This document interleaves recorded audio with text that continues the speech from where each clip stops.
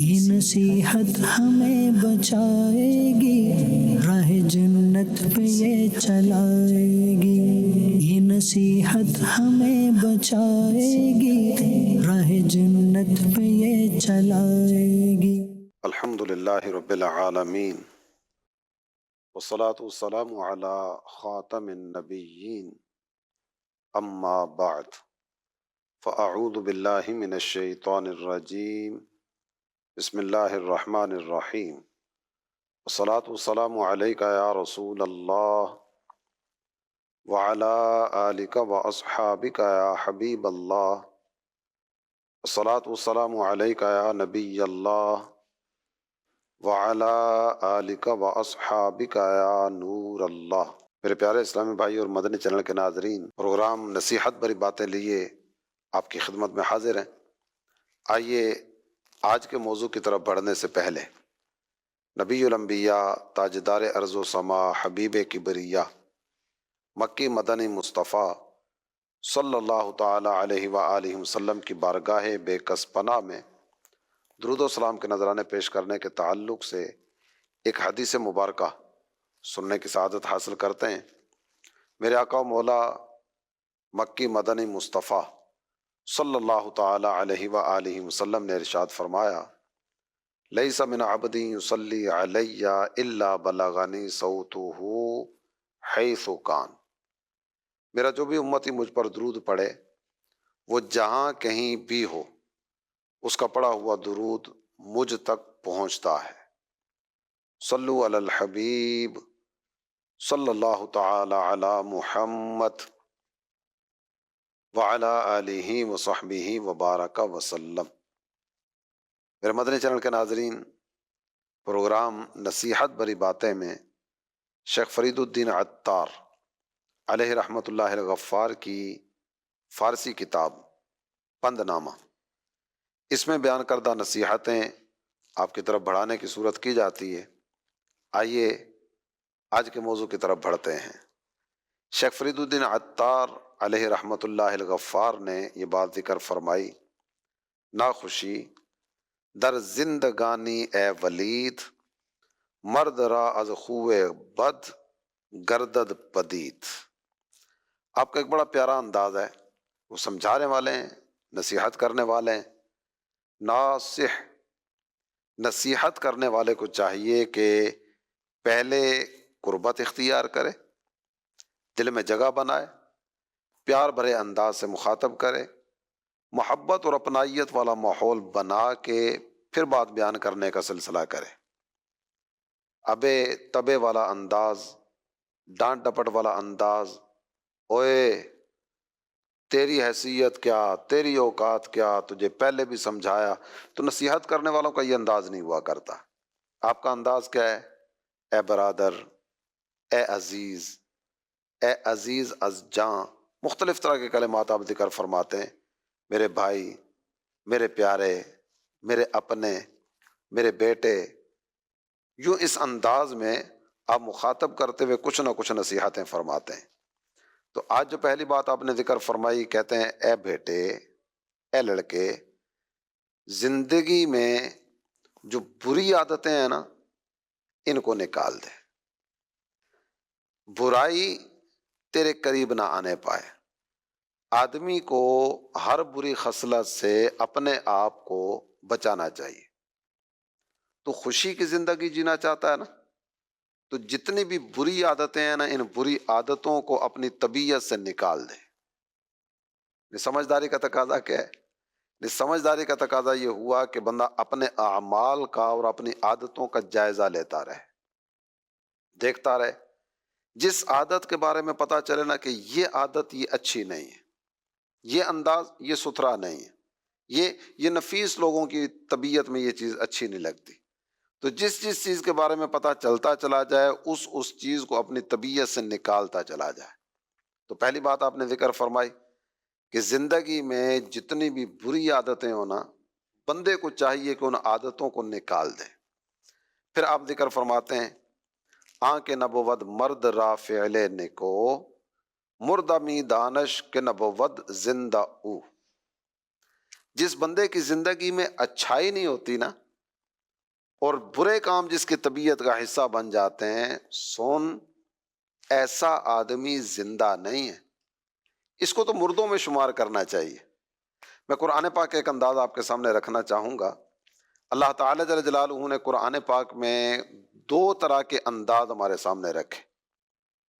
کچھ وہ لوگ ہیں کہ جو کھاتے پیتے چلتے پھرتے سوتے جاگتے اٹھتے بیٹھتے سارے کے سارے معمولات زندگی کو انجام دے رہے ہیں، لیکن قرآن انہیں مردہ کہتا ہے۔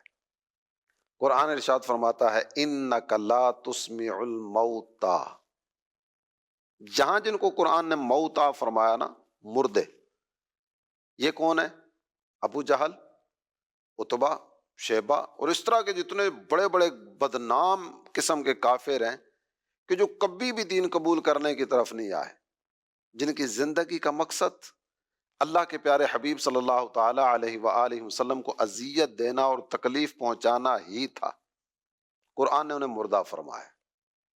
کھا رہے ہیں، پی رہے ہیں، چل رہے ہیں، پھر رہے ہیں، سو رہے ہیں، جاگ رہے ہیں، معمولات زندگی انجام دے رہے ہیں، لیکن قرآن کہتا ہے یہ مردہ ہے۔ اور دوسری طرف کچھ وہ حضرات ہیں کہ جن کا سر تن سے جدا ہو چکا ہے، جن کے جسم کے ٹکڑے ٹکڑے کر دیے گئے، بعضوں کا تو مسلح کیا گیا، آنکھیں نکال لی گئیں، کان کاٹ دیے گئے، ناک کاٹ دیا گیا، زبان کاٹ دی گئی، اونٹ کاٹ دیے گئے، ان کے اعضاء کاٹ کے نہ ٹکڑے ٹکڑے کر دیا گیا، لیکن قرآن ان کی بات ذکر کرتا ہے نا، تو قرآن ان کے بارے میں ارشاد فرماتا ہے بل احیاء ولکن لا تشعرون، بلکہ یہ زندہ ہیں، تمہیں شعور نہیں ہے۔ تو ہمارے سامنے میزان آ گیا نا، کچھ وہ ہیں کہ جو ہمارے سامنے چلتے پھرتے کھاتے پیتے سوتے جاگتے ہیں، لیکن قرآن کہتا ہے یہ مردہ ہیں، اور کچھ وہ ہیں کہ جن کے جسم کے ٹکڑے ٹکڑے ہوئے پڑے ہیں، لیکن قرآن ان کا ذکر کرتے ہوئے ارشاد فرماتا ہے یہ زندہ ہیں، تمہیں شعور نہیں ہے۔ بات بالکل واضح ہو گئی، نتیجہ بالکل ہمارے سامنے روز روشن کی طرح عیاں ہو کے آ گیا، اور بالکل کھلی حقیقت ہمارے سامنے آئی کہ زندہ کون ہے؟ جس کا دل یاد الہی سے زندہ ہے، جس کے دل میں اللہ تعالیٰ اور اس کے پیارے حبیب صلی اللہ تعالیٰ علیہ وآلہ وسلم کی محبت ہے، وہ زندہ ہے۔ شیخ ارشاد فرماتے ہیں کہ جس کی زندگی میں کوئی اچھا کام نظر نہ آئے نا، اور جو برائی کی دلدل میں دھنستا نظر آ رہا ہو، اے میرے بیٹے، اے میرے عزیز، اے میرے بھائی، یہ زندہ نہیں ہے، اس کو مردوں میں شمار کرو۔ تو زندگی یاد خدا بندگی میں گزرنے ہی کا نام ہے۔ اور پھر اس کے بعد اگر بات کو لے کر آگے بڑھیں تو آپ ذکر فرماتے ہیں ہر کے گوید اے بے تو اندر حضور، مینم آیت راحت از ظلمت بنور۔ سن، جو کوئی تیرا عیب تیرے ہی سامنے آ کر بیان کرے اس انداز میں کہ تیری بات تجھ تک رہے، تیرے سامنے تیرے عیب آ کر تنہائی میں لوگوں سے چھپ چھپا کے صرف تیری بات تجھ تک کرنے والا ہو، یہ جو آدمی ہے نا، یہ تیرا رہنما ہے، یہ تیرا پیارا ہے، یہ تیرا اپنا ہے، یہ تجھے تاریکی سے نکال کے، اندھیرے سے نکال کے نور کی طرف لے کر جانا چاہتا ہے۔ آپ دیکھتے ہوں گے مختلف طرح کے انداز ہوتے ہیں سمجھانے والوں کے۔ ایک وہ لوگ ہیں کہ جن کا انداز یہ ہوتا ہے تجھے ایسا نہیں کرنا چاہیے، اگر آپ یوں کر لیتے نا تو بہت اچھا ہوتا۔ آپ اپنی اس عادت کو بدل نہیں لیتے، بند کمرے میں بات ہو رہی ہے، تنہائی میں بات ہو رہی ہے، مجھے لگتا ہے کہ آپ کی اس عادت کو نا یوں نہیں ہونا چاہیے، آپ کے اس انداز کو یوں نہیں ہونا چاہیے، آپ کو بات یوں نہیں کرنی چاہیے تھی، آپ یوں کر لیتے۔ میری کمزوری بیان ہو رہی ہے، میرے سامنے بیان ہو رہی ہے، بلکہ میں یوں کہوں کہ میرے ہی سامنے بیان ہو رہی ہے، کسی کو پتہ ہی نہیں ہے۔ ایسے جو افراد ہیں نا، یہ وہ لوگ ہیں کہ جو تجھے اندھیرے سے نکال کے نور میں لے جانا چاہتے ہیں۔ یہ پیارا انداز ہوا کرتا ہے۔ شیخ فرید الدین عطار علیہ رحمۃ اللہ الغفار فرماتے ہیں کہ یہ جو لوگ ہیں نا، یہ تیری زندگی کا سرمایہ ہیں، ان سے اپنے آپ کو دور نہ کرنا۔ تیری بات تجھ سے ہی کرنے والے، تیرے عیب کو تیرے سامنے بیان کرنے والے، تیری برائی کو دیکھ کر پریشان ہونے والے، اور اس انداز میں تیرے سامنے بات کو ذکر کرنے والے کہ تیری اصلاح کا سامان ہو جائے، یہ تیری زندگی کا سرمایہ ہے۔ اور پھر آپ نے یہ بات ذکر فرمائی، مرتورا ہر کس کے باشد رہنمائے، شکر اومی باید آوردن بجائے۔ سن، جو شخص تیرا رہنما ہے نا، تجھے سیدھی راہ کی طرف لانے والا ہے، تجھے برائی سے بچانے والا ہے، تیری طبیعت میں کوئی گندی عادت ہے اس کو نکالنے کی کوشش کرنے والا ہے، تجھے گناہ کی دلدل سے ہاتھ پکڑ کے نکال کے نیکی کی راہ کی طرف لے کر بڑھنے والا ہے، یہ جو بندہ ہے نا، تجھ پر لازمی ہے کہ اس کا شکریہ ادا کر، اس کو اپنا محسن جان، یہ تیرا پیارا ہے، یہ تیرا اپنا ہے، یہ تجھے سمجھا رہا ہے اس لیے کہ تیرے اندر سے برائیاں ختم ہو جائیں۔ میرے مدنی چینل کے ناظرین، کتنی پیاری عادت ہے، کیسا پیارا انداز ہے کہ جس کی برائی ہے نا، تنہائی میں اسی کو جا کر سمجھا دیا جائے۔ ہمارے ہاں تو سوشل میڈیا کا دور ہے نا، حضرات نہایت توجہ کے ساتھ سنیے گا کہ فلاں نے آج یہ کام کیا ہے، ہو سکتا ہے غلطی سے ہو گیا ہو سکتا ہے اسے پتہ نہ ہو، لیکن ڈھنڈورا پیٹنا، شور مچانا، وویلا کرنا، ایک ایک کو بتانا اور جگہ جگہ جا کر اس کا تذکرہ کرنا، یہ آج لوگوں کی عادت اور ان کی طبیعت کا حصہ بن گیا۔ تو یہ اصلاح کرنے والے لوگ نہیں ہوا کرتے، یہ شور مچانے والے لوگ ہوا کرتے ہیں۔ اصلاح کرنے والوں کا انداز یہ نہیں ہوا کرتا۔ قرآن پاک میں اللہ تعالیٰ جل جلالہ نے کچھ لوگوں کا تذکرہ کیا کہ جو نبی پاک صلی اللہ تعالیٰ علیہ وآلہ وسلم کے صحابہ کی برائیاں بیان کیا کرتے تھے، ان کے بارے میں مختلف طرح کی باتیں کیا کرتے تھے۔ قرآن نے ان کا تذکرہ کرتے ہوئے ارشاد فرمایا، ویل لکل ہمزۃ لمزہ، خرابی ہے ان کے لیے جو لوگوں کے منہ پر ان کے عیب بیان کرنے والے ہیں، خرابی ہے ان کے لیے۔ اور پھر دوسری بات ان کے بارے میں ذکر فرمائی، پیٹھ پیچھے برائی کرتے ہیں۔ جو شور مچانے والے، وویلا کرنے والے، عزتوں کے ساتھ کھیلنے والے لوگ ہوا کرتے ہیں نا، یہ اچھے لوگ نہیں ہوا کرتے۔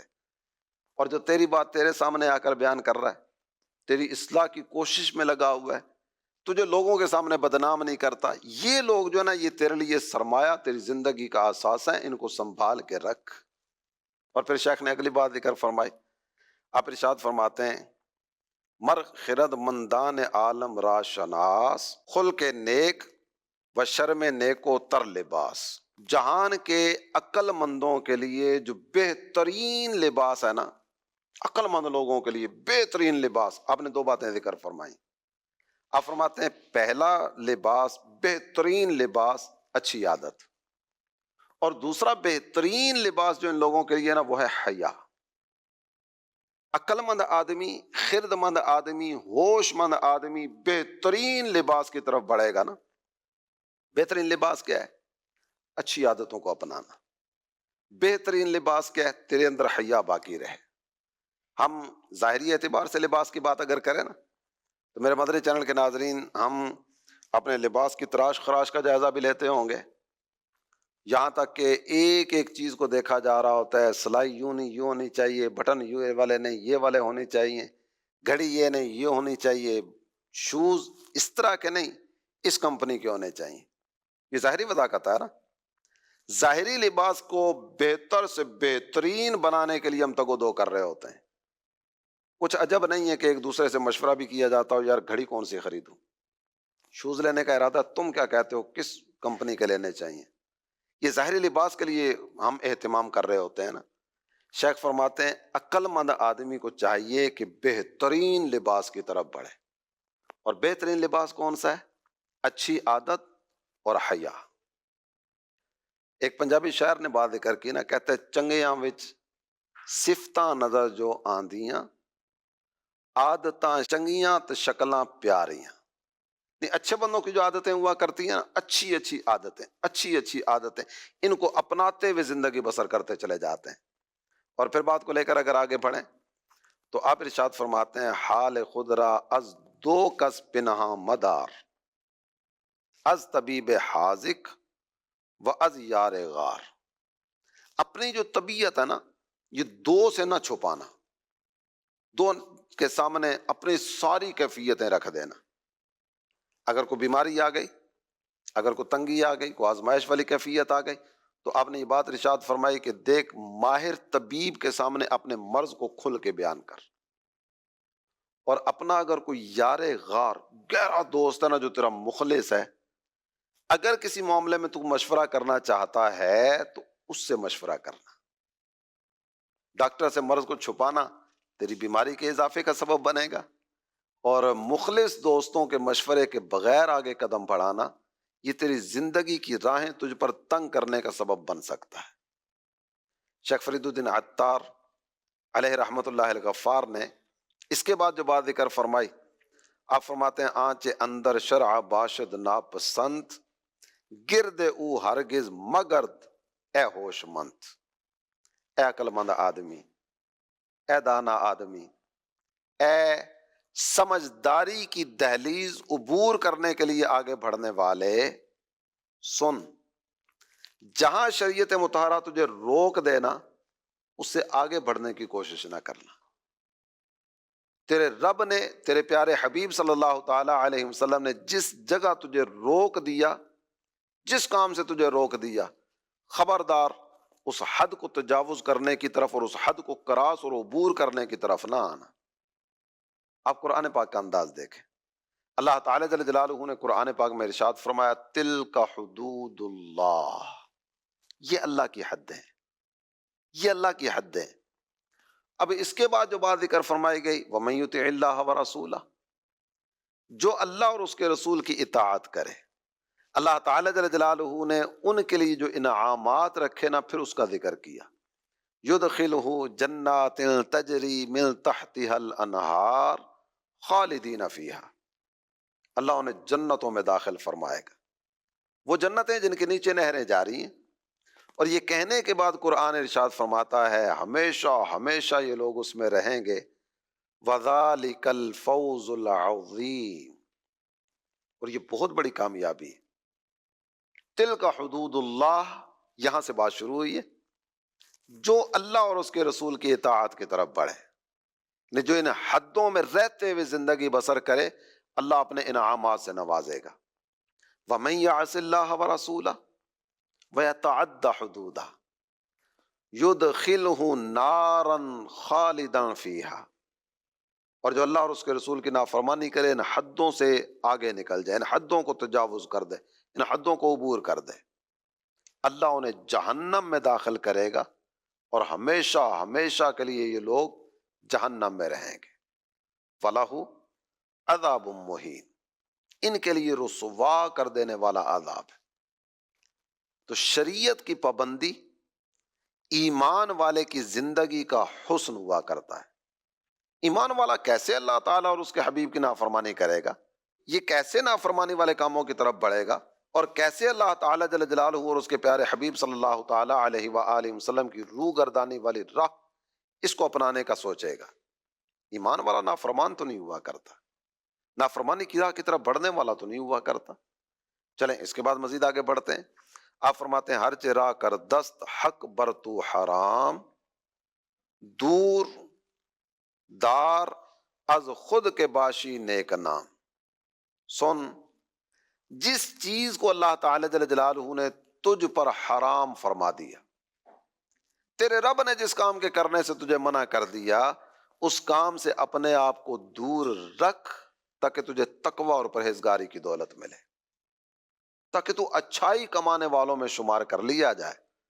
اور پھر اس کے بعد آپ نے ذکر فرمایا چونکہ روزی بر تو بکشاید خدائے، دل کشادہ دار و تنگی کم نمائے، اللہ تعالیٰ جل جلالہ تیرے رزق میں برکت عطا فرمائے، مالی اعتبار سے تجھے فراوانی عطا فرمائے، تو اے بندہ خدا کنجوسی سے کام نہ لینا، اللہ نے دیا ہے نا، اللہ کے دیے ہوئے مال میں سے اللہ کی راہ میں خرچ کرتے چلے جاؤ، حاجت مندوں کو دو، ضرورت مندوں کو دو، اپنے اڑوس پڑوس میں غرباء و مساکین کو دیکھ لو، یتیموں کو دو، بیواؤں کو دو، جس جس کو جیسی حاجت ہے نا تم ان کی حاجتیں پوری کرنے میں لگ جاؤ، تم اللہ کی راہ میں دو گے تمہارا رب تمہیں عطا فرماتا چلا جائے گا۔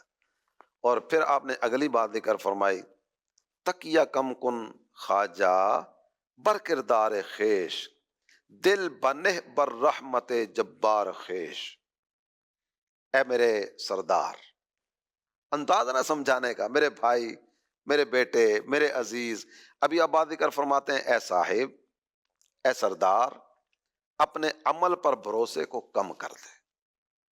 میں بڑا نیک آدمی، میں نے مسجد بنوائی تھی، مدرسہ بنوایا، یتیم خانہ کھولا ہے جناب، ماہانہ اتنے پیسے دیتا ہوں.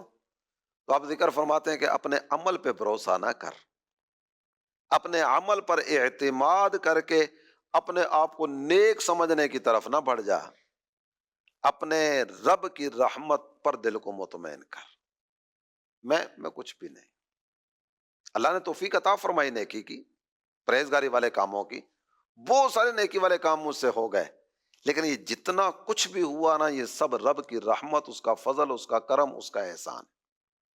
توجہ رب کی رحمت کی طرف، اپنے عمل پر بھروسہ نہیں، اللہ تعالی جل جلالہ کی رحمت کی طرف اپنے دل کو لگا. جو بھی ہوا رب کی توفیق سے ہوا. اللہ قبول کر لے، یا اللہ قبول کر لے، یا اللہ قبول کر لے. توجہ رب کی رحمت کی طرف. پھر آپ نے ذکر فرمایا بہترین چیز ہا خلق نکوست، خلق خلق نیک را دارند دوست. اچھی اور بہتر چیز، سب سے بہتر چیز تمہارے سامنے ذکر کر دو، سب سے بہتر چیز. آپ ذکر فرماتے ہیں اچھی اور بہتر چیز جو ہے نا، وہ رب کی اطاعت اور فرما برداری والے کام، اپنی طبیعت میں اچھی عادتوں کو پیدا کرنا. بے شک فرید الدین عطار علیہ رحمت اللہ الغفار نے ایک بہت بڑی نصیحت فرمائی، بہت بڑی نصیحت فرمائی. آپ فرماتے ہیں رو فروتر باش دائم اے خلف، کی بود آرائش اہل سلف. اے بیٹے جا، تجھے نصیحت کرتا ہوں ہمیشہ عاجزی کو اختیار کرنا. عاجزی کو، تکبر تیرے اندر نہ آئے، بڑائی تیرے اندر نہ آئے، بڑے بڑے بول بولنے والا سلسلہ یہ تیرے اندر نہ آئے. عاجزی کو اختیار کر. کیوں؟ اس لیے کہ جو اگلے لوگ گزر گئے نا، بزرگ، نیک، صالح، تقوی والے، پرہیزگاری والے، ان کا انداز یہ تھا کہ وہ عاجزی والے ہوا کرتے تھے. میں میاں محمد بخش عارف کھڑی علیہ رحمت اللہ الکوی کے ایک شعر پر اپنی گفتگو کو ختم کرتا ہوں. پنجاب سے تعلق رکھنے والے یا پنجابی زبان کو جاننے سننے سمجھنے والے سمجھتے ہوں گے کہ وہ چمٹا جس کے ذریعے آگ کے انگارے اٹھائے جاتے ہیں، اسے پنجابی میں کہا جاتا ہے اونچا. اونچا یہ اردو میں استعمال کیا جاتا ہے، اور اونچا کو پنجابی میں استعمال کیا جاتا ہے اونچا. اور وہ چمٹا جس سے انگارے اٹھائے جاتے ہیں نا، اسے بھی پنجابی میں کہتے ہیں اونچا. میاں محمد بخش صاحب رحمۃ اللہ علیہ کہتے ہیں اونچا جس نے نام رکھایا جا سڑیا وچ اگی، نیواں نیواں رو محمد تتی واہ نہ لگی. وہ جو چمٹا ہوا کرتا نا، اس کا نام ہے اونچا. اونچا اونچا کہاں ہوتا ہے؟ آگ میں. تو جس کا نام اونچا ہے نا، ہمارے سامنے ہماری آنکھوں دیکھے نظارے ہیں کہ وہ رہتے ہی آگ میں. نیچے نیچے رہو، عاجزی اور انکساری کی عادت کو اپناؤ تاکہ یہ گرم ہوا کے جھونکوں سے تم بچا لیے جاؤ. اونچا جس نے نام رکھایا جا سڑیا وچ اگی، نیواں نیواں رو محمد تتی واہ نہ لگی. اللہ پاک عمل کی توفیق عطا فرمائے. آمین بجاہ خاتم النبیین صلی اللہ تعالی علیہ وآلہ وسلم. یہ نصیحت ہمیں بچائے گی، راہ جنت پہ یہ چلائے گی. یہ نصیحت ہمیں بچائے گی، راہ جنت پہ یہ چلائے گی.